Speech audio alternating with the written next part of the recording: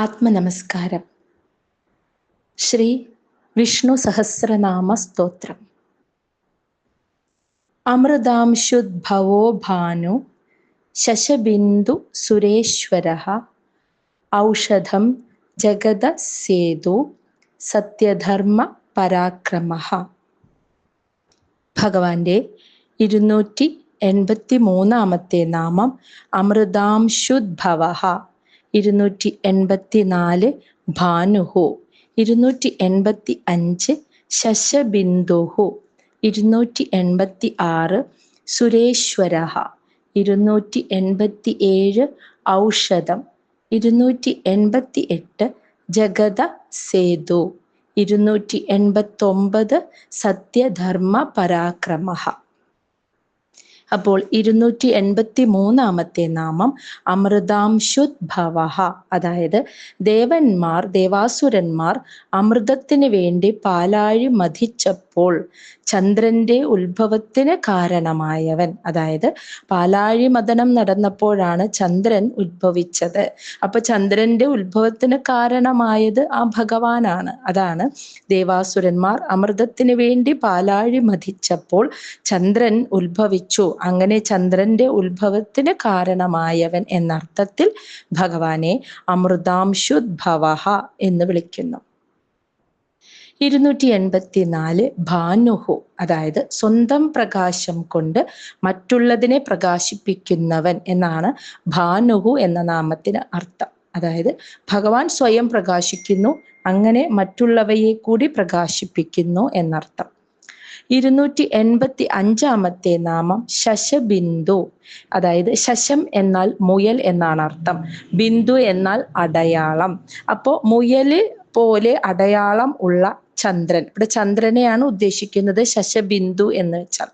അങ്ങനെ ചന്ദ്രനെ പോലെ പ്രജകളെ പോഷിപ്പിക്കുന്നവൻ എന്നാണ് ഈ നാമത്തിനർത്ഥം. ചന്ദ്രൻ എങ്ങനെയാണ് പ്രജകളെ പോഷിപ്പിക്കുന്നത്? രസരൂപനായി ഔഷധികളെ എന്ന് വെച്ചാൽ ഔഷധങ്ങളെ പോഷിപ്പിക്കുന്നത് ചന്ദ്രനാണ്. എല്ലാ സസ്യങ്ങൾക്ക് ഔഷധ ഗുണത്തെ നൽകുന്നത്, ഔഷധങ്ങളെ പോഷിപ്പിക്കുന്നത് ചന്ദ്രദേവനാണ്. അങ്ങനെ പ്രജകളെ പരിപാലിക്കുന്നു. അപ്പോൾ മുയൽ അടയാളമുള്ള ചന്ദ്രനെ പോലെ പ്രജകളെ പരിപാലിക്കുന്നവൻ എന്നർത്ഥം. ചന്ദ്രനായും ഇരിക്കുന്നത് ആ ഭഗവാൻ തന്നെ. ഔഷധങ്ങളെയൊക്കെ പരിപോഷിപ്പിക്കാൻ ചന്ദ്രനായിരിക്കുന്നത് ആ ഭഗവാൻ തന്നെ എന്നർത്ഥവും ശശബിന്ദു എന്ന നാമത്തിനുണ്ട്. 286 നാമം സുരേശ്വരഃ, അതായത് സുരന്മാരുടെ ഈശ്വരൻ, ദേവന്മാരുടെ അല്ലെങ്കിൽ ശുഭദാതാക്കളുടെ ഈശ്വരനായിരിക്കുന്നവൻ എന്നർത്ഥം. 287 നാമം ഔഷധം എന്ന് വെച്ചാൽ ഈ സംസാരമാകുന്ന രോഗത്തിന് മരുന്നായിരിക്കുന്നവൻ എന്നാണ്. ഈ സംസാരം, ഈ ലോകം എന്ന രോഗം, അത് ഒരു രോഗമാണെന്ന്, ഇവിടുത്തെ ഈ കാണുന്ന ലോകത്തിനോടുള്ള ആസക്തി, ഈ ലോക ജീവിതം തന്നെ വലിയൊരു രോഗമാണ്. ആ രോഗത്തിനുള്ള മരുന്നായിരിക്കുന്നവൻ. എപ്പോഴാണോ മനസ്സ് ഈ ഭൗതികമായ ലോകത്തിൽ നിന്നും വിട്ട് ഭഗവാനിലേക്ക് ചേർന്ന് വെക്കുന്നത്, അന്ന് ഈ ഭൂമിയിലെ ജീവിതത്തിലുള്ള സകല ദുഃഖങ്ങളും ദുരിതങ്ങളും ആദിവ്യാധികളും വിഷമങ്ങളും ഇല്ലാതാകുന്നു. അപ്പൊ സംസാരമാകുന്ന രോഗത്തിന് മരുന്നായിരിക്കുന്നവൻ, അതാണ് ഔഷധം എന്ന നാമത്തിനർത്ഥം. അടുത്തത് 288 നാമം ജഗതസേതു. ജഗത്ത്, ഈ സംസാരമാകുന്ന സാഗരത്തെ തരണം ചെയ്യുന്നതിനുള്ള സേതു എന്നാൽ പാലം. ആ പാലമായിരിക്കുന്നവൻ ഭഗവാനാണ്. ഈ തൊട്ട് മുന്നേ പറഞ്ഞതുപോലെ തന്നെ സംസാരമാകുന്ന രോഗത്തിന് മരുന്നായിരിക്കുന്നവനെന്നും 288 സംസാരമാകുന്ന ഈ മഹാസാഗരം, ഒരുപാട് ചുഴികളുള്ള അല്ലെ, തിമീങ്കലങ്ങളുള്ള, സ്രാവുകളുള്ള, ചുഴികളുള്ള, തിരമാലകളുള്ള ഈ ഒരു മഹാസാഗരത്തെ തരണം ചെയ്യാനുള്ള പാലമായി ിരിക്കുന്നവൻ ആ ഭഗവാനാണ്. 289 നാമം സത്യധർമ്മ പരാക്രമഃ, അതായത് സത്യം, ധർമ്മം, ജ്ഞാനം, പരാക്രമം എന്നിവ ഉള്ളവൻ, പൂർണ്ണമായും ഉള്ളവൻ എന്ന അർത്ഥത്തിൽ ഭഗവാനെ സത്യധർമ്മ പരാക്രമഃ എന്ന് വിളിക്കുന്നു. ഭൂത ഭവ്യ ഭവന്നാഥ ഭവന പാവനോ നലഃ കാമഃ കാമകൃത് കാന്ത കാമ കാമപ്രദ പ്രഭോ. ഭഗവാന്റെ 290 നാമം ഭൂതഭവ്യ ഭവന്നാഥ. 291 പവനഃ. 292 പാവനഃ. 293 അനലഃ. 294 കാമഃ. 295 കാമകൃത്. 296 കാന്തഃ. 297 കാമഃ. 298 കാമപ്രദഃ.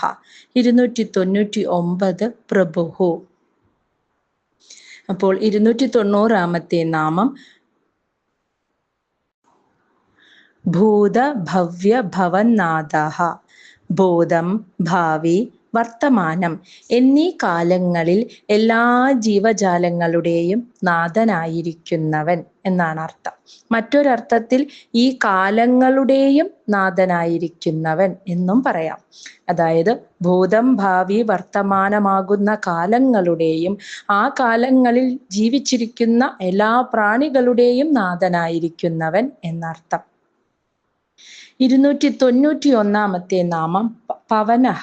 പവനൻ എന്ന് വെച്ചാൽ വീശിയടിക്കുന്നവൻ, അതായത് ചലിപ്പിക്കുന്നവൻ, വായുവിനെ വരെ ചലിപ്പിക്കുന്നവൻ. ആ വീശിയടിക്കുന്നത് കാറ്റ്, വായു ആണല്ലോ. ആ വായുവിനെ വരെ ചലിപ്പിക്കുന്നവൻ, അതാണ് പവനഃ എന്നർത്ഥം.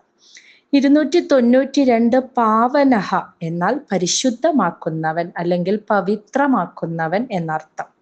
293 അനലഃ.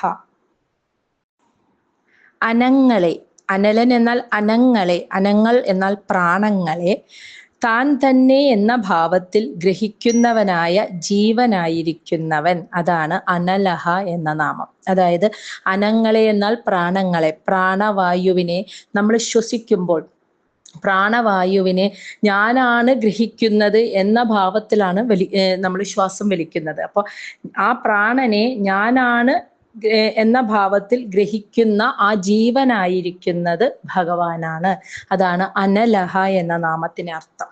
294 കാമഹ എന്ന് വെച്ചാൽ മോക്ഷം ആഗ്രഹിക്കുന്നവരുടെയും ഭഗവാന്റെ ഭക്തന്മാരുടെയും ആഗ്രഹങ്ങളെ ഹനിക്കുന്നവൻ അഥവാ ഇല്ലാതാക്കുന്നവൻ എന്നർത്ഥം. മോക്ഷേച്ഛുക്കളും ഭക്തന്മാരും അവരാഗ്രഹിക്കുന്നത് ആ ഭഗവാനിലേക്ക് ലയിക്കാനാണ്. അപ്പോൾ അതിന് തടസ്സമായി നിൽക്കുന്ന അവരുടെ ഉള്ളിലുള്ള നടക്കാതെ പോയ ഈ ഭൗതിക ലോകത്തെ മറ്റു ആഗ്രഹങ്ങളെ ഭഗവാൻ തന്നെ അവരുടെ ഉള്ളിൽ നിന്നും ഇല്ലാതാക്കുന്നു. അങ്ങനെ മോക്ഷേച്ഛുക്കളുടെയും ഭക്തന്മാരുടെയും ആഗ്രഹങ്ങളെ ഇല്ലാതാക്കുന്നവൻ, അതാണ് ഭഗവാനെ കാമഹ എന്ന് വിളിക്കുന്നത്.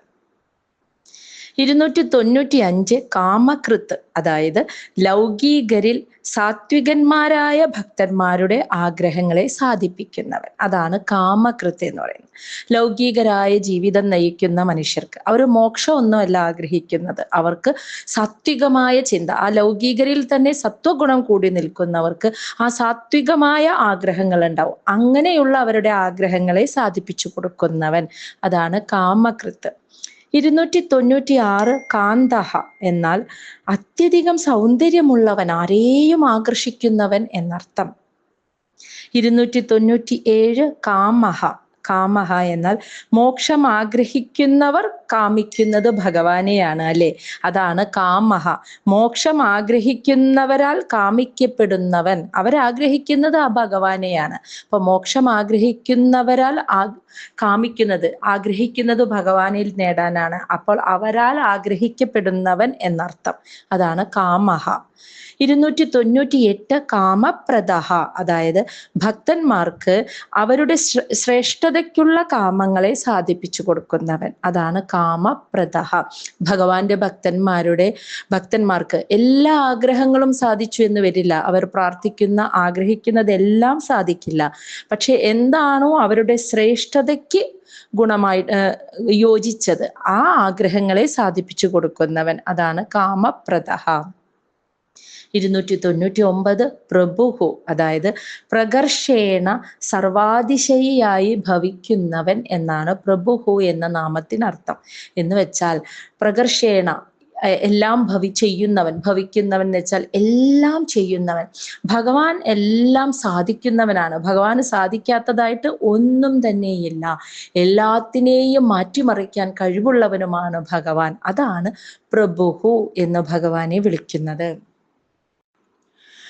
യുഗാധികൃത് യുഗാവർത്തോ നൈകമായോ മഹാശനഃ അദൃശ്യോ വ്യക്തരൂപശ്ച സഹസ്രജിത് അനന്തജിത്. ഭഗവാന്റെ 300ാമത്തെ നാമം യുഗാധികൃത്, അതായത് യുഗാദിയുടെ ആരംഭത്തെ ചെയ്യുന്നവൻ എന്നർത്ഥം. ഓരോ യുഗത്തിൻ്റെയും ആരംഭത്തിൽ സൃഷ്ടി നടത്തി ആ യുഗത്തിന് തുടക്കം കുറിക്കുന്നവൻ. അതാണ് യുഗത്തിന്റെ ആരംഭത്തെ, യുഗാദിയുടെ ആരംഭത്തെ ചെയ്യുന്നവൻ. 301ാമത്തെ നാമം യുഗാവർത്ത, അതായത് യുഗങ്ങളുടെ ആവർത്തനത്തിന് കാരണമായവൻ. സത്യയുഗം, ത്രേതായുഗം, ദ്വാപരയുഗം, കലിയുഗം, അത് വീണ്ടും ആവർത്തിക്കുന്നു. ഇങ്ങനെ യുഗങ്ങളുടെ ആവർത്തനത്തിന് കാരണമായവൻ, അതാണ് യുഗാവർത്തഃ എന്ന് വിളിക്കുന്നത്. 302 നൈകമായഃ, അതായത് ഒന്നല്ലാത്തവൻ എന്നർത്ഥം. സാക്ഷാൽ ആ പരമാത്മാവ് ഒരേ ഒരു ചൈതന്യം, എന്നാൽ അതേ ഭഗവാൻ മായയിൽ കലർന്ന് പല പല രൂപങ്ങളെ ധരിക്കുന്നു. അതുകൊണ്ടാണ് ന ഏകമായഃ, അതായത് ഒന്നല്ലാത്തവൻ, ഒന്നിലധികം മായകളെ ധരിക്കുന്നവൻ എന്നർത്ഥം. 303 മഹാശനഃ. മഹാശനഃ എന്ന് വെച്ചാൽ കൽപ്പത്തിന്റെ അവസാനത്തിൽ എല്ലാം ഭക്ഷിക്കുന്നവൻ എന്നർത്ഥം. ഭഗവാന്റെ ഉദരത്തിൽ നിന്നാണ് എല്ലാം സൃഷ്ടിക്കപ്പെട്ടത് ഒരു യുഗത്തിന്റെ ആരംഭത്തിൽ, ആ കൽപ്പത്തിന്റെ ആരംഭത്തിൽ. പിന്നീട് ആ ഒരു കൽപ്പത്തിന്റെ 1000 ചതുർയുഗങ്ങളുടെ അവസാനത്തിൽ എല്ലാം, ഈ മുഴുവൻ പ്രപഞ്ചവും ഭഗവാന്റെ ഭക്ഷണമായി ഭഗവാന്റെ ഉദരത്തിലേക്ക് ലയിക്കുന്നു. അതാണ് മഹാശനഃ, അതായത് ആ കൽപ്പ അവസാനത്തിൽ എല്ലാം ഭക്ഷിക്കുന്നവൻ എന്നർത്ഥം. 304 അദൃശ്യഃ, അതായത് പഞ്ചേന്ദ്രിയങ്ങൾ കൊണ്ട് നമുക്ക് അനുഭവിക്കാൻ കഴിയാത്തവൻ, അതാണ് അദൃശ്യഃ.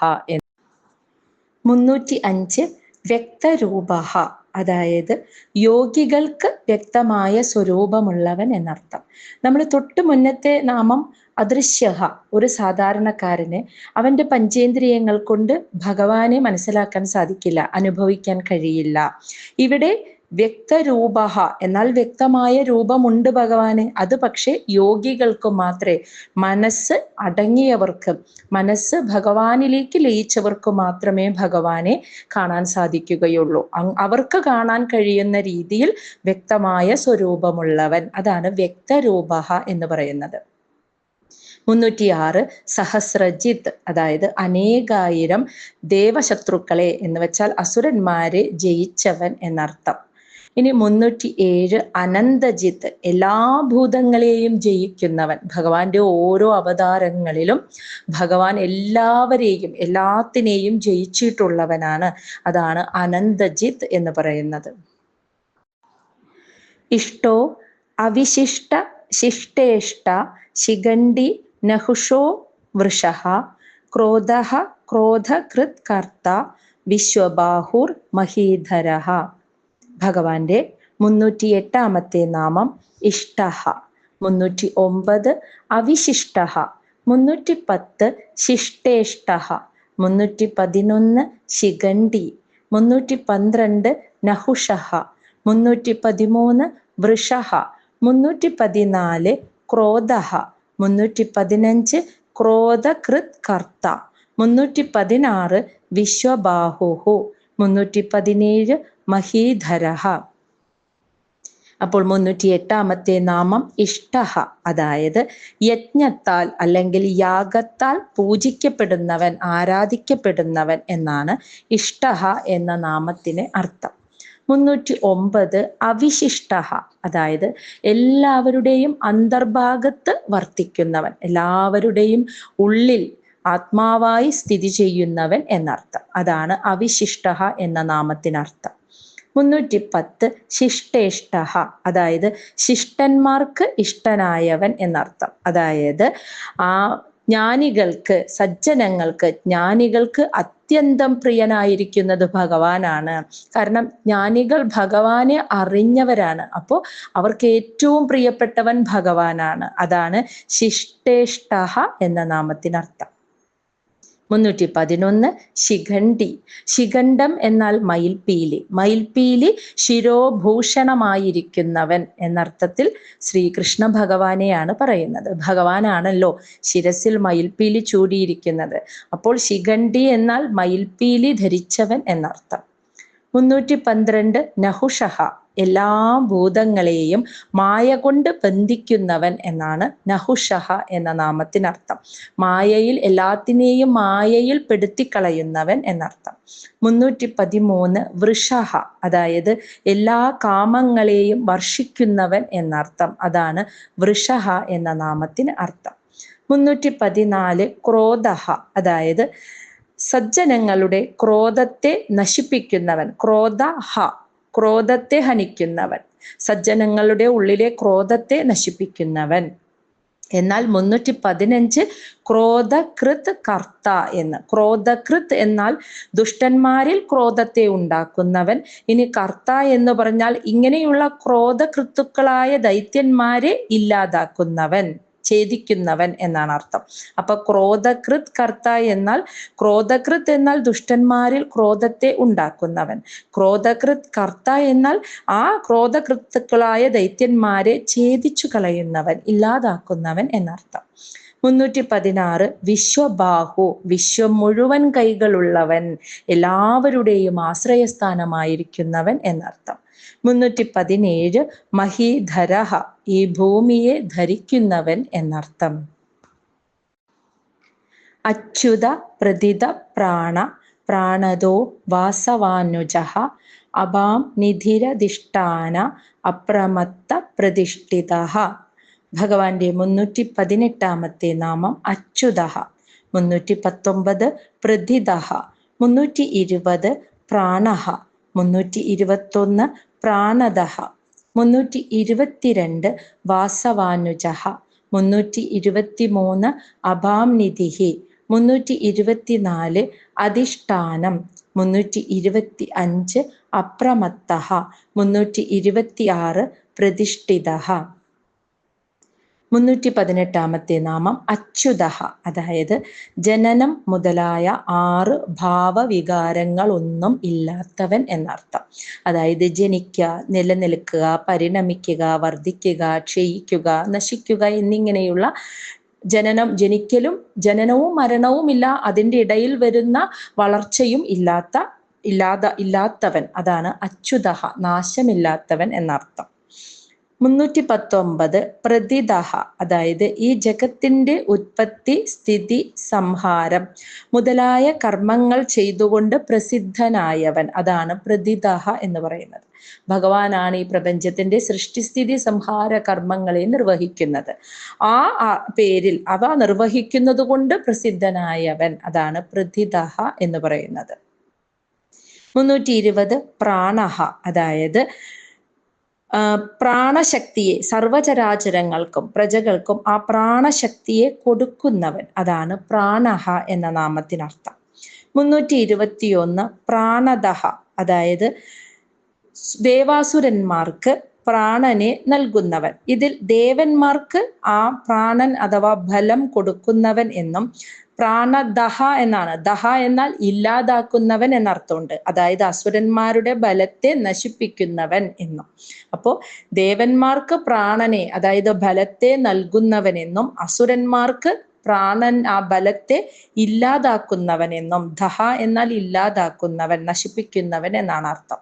അപ്പോൾ പ്രാണദഹ എന്നാൽ പ്രാണനെ നൽകുന്നവൻ, ബലത്തെ നൽകുന്നവനും ബലത്തെ ഇല്ലാതാക്കുന്നവനും ആ ഭഗവാൻ തന്നെ. 322 നാമം വാസവാനുജഃ. വാസവൻ എന്നാൽ ഇന്ദ്രൻ. അപ്പൊ ഇന്ദ്രന്റെ അനുജനായി പിറന്നവൻ എന്ന് പറഞ്ഞാൽ വാമനമൂർത്തി. അതായത് കശ്യപന്റെ പുത്രനായി അതിഥിയിൽ ഇന്ദ്രന്റെ അനുജനായി ജനിച്ചവനാണ് വാമനമൂർത്തി. അതാണ് വാസവ അനുജഃ എന്ന നാമം. 323 അപാം നിധിഹി, അതായത് സമുദ്രത്തിന്റെ സ്വരൂപത്തിലിരിക്കുന്നവൻ. അപാം ജലത്തിന്റെ നിധിയായിരിക്കുന്നവൻ. ജലത്തിന്റെ നിധി സ്രോതസ് സമുദ്രമാണ്. അപ്പൊ സമുദ്രത്തിന്റെ സ്വരൂപത്തിലിരിക്കുന്നവൻ, അതാണ് അപാം നിധിഹി എന്ന നാമം. 324 അധിഷ്ഠാനം, സകല ഭൂതങ്ങളുടെയും സ്ഥിതിസ്ഥാനം, അധിഷ്ഠാനമായിരിക്കുന്നത് ആ ഭഗവാനാണ്. അതാണ് അധിഷ്ഠാനം എന്ന നാമത്തിന് അർത്ഥം. 325 അപ്രമത്തഃ, അതായത് ഓരോരുത്തർക്കും അവരവരുടെ കർമ്മങ്ങൾ അനുസരിച്ചുള്ള ആ കർമ്മഫലത്തെ കൊടുക്കുന്നതിൽ പ്രമാദം എന്ന് വെച്ചാൽ തെറ്റ് പറ്റാത്തവൻ, അതാണ് അപ്രമത്തഃ എന്ന നാമത്തിനർത്ഥം. ഓരോ മനുഷ്യനും അവനവന്റെ കർമ്മത്തിനനുസരിച്ചുള്ള കർമ്മഫലത്തെയാണ് ഭഗവാൻ നൽകുന്നത്. അതിൽ ഭഗവാന് തെറ്റുപറ്റില്ല. നമ്മൾ ഓരോ ജീവിതത്തിൽ ഓരോ പ്രതിസന്ധികളും ദുഃഖങ്ങളും ഒക്കെ അനുഭവിക്കുമ്പോൾ എന്തിനാണ് ഭഗവാനെ എനിക്ക് ഇങ്ങനെയുള്ള ദുഃഖങ്ങളും ദുരിതങ്ങളും നൽകുന്നത് എന്ന് ചോദിച്ച് പലരും വിഷമിക്കുന്നത് കാണാം. അപ്പോൾ ഭഗവാന് തെറ്റുപറ്റുന്നില്ല. ഈ ജന്മത്തിൽ അല്ലെങ്കിൽ മുൻ ജന്മത്തിൽ എപ്പോഴോ നമ്മൾ ചെയ്തു വെച്ചത് തന്നെയാണ് നമുക്ക് തിരിച്ചു കിട്ടിക്കൊണ്ടിരിക്കുന്നത്. ആ കർമ്മത്തിന്റെ ഫലത്തെ തെറ്റുപറ്റാതെ ഓരോരുത്തർക്കും നൽകുന്നവനാണ് ഭഗവാൻ, അതാണ് അപ്രമത്തഃ. 326 പ്രതിഷ്ഠിതഃ എന്ന് വെച്ചാൽ സ്വന്തം മഹിമാവിൽ സ്ഥിതി ചെയ്യുന്നവൻ എന്നർത്ഥം. ഭഗവാന് ഞാൻ ആരാണ് എന്ന സ്വന്തം മാഹാത്മ്യത്തെ നന്നായി അറിയാം. ഞാൻ ആത്മാരാമനാണ്, ഞാൻ ആത്മാവാണ്, പരമാത്മാവാണ് എന്ന്. അതുകൊണ്ട് തന്നെ ഭഗവാനെ ആത്മാരാമൻ എന്ന് വിളിക്കുന്നത് ആ പരമാത്മാവാണ് ഞാൻ എന്ന് അറിഞ്ഞ് അതിൽ രമിക്കുന്നവൻ, ആത്മാവിൽ രമിക്കുന്നവൻ, അതാണ് ആത്മാരാമൻ എന്ന് വിളിക്കുന്നത്.